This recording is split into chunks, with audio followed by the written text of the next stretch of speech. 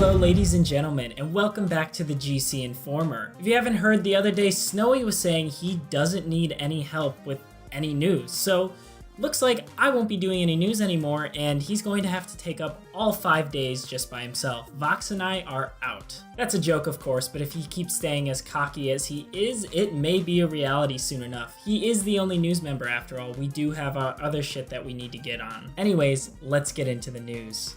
First things first, the sequel to the popular one-on-one sword fighting game Nidhogg finally has a release date. The game is going to be coming to PS4 and PC on August 15th, and people can start pre-ordering the game on July 18th. Compared to the first one, this one looks ridiculous. The first one was very lo-fi, low graphics, kind of bare bones type of game, in the graphical department, of course. The second one has you playing as all these different kind of monsters with all this random shit on them, like different eyeballs and brown ass blobs and all this weird stuff, but it looks great. It really stands out compared to all the other indie games out there. We all know the gameplay is strong enough to stand on its own, so all of the graphical updates are just icing on the cake. Definitely looking forward to checking that game out.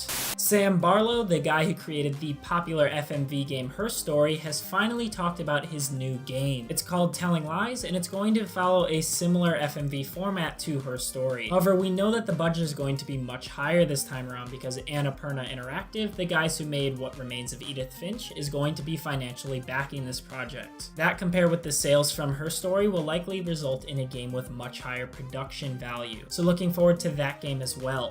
The wonderfully popular bullet hell time-stopping indie game Superhot is finally getting a PS4 and a VR release simultaneously. While the game isn't very long, it's really fun to play, and the VR version is going to have some reworked levels to complement the new playstyle. Both versions of the game are coming out July 19th in Europe and then July 21st in the United States.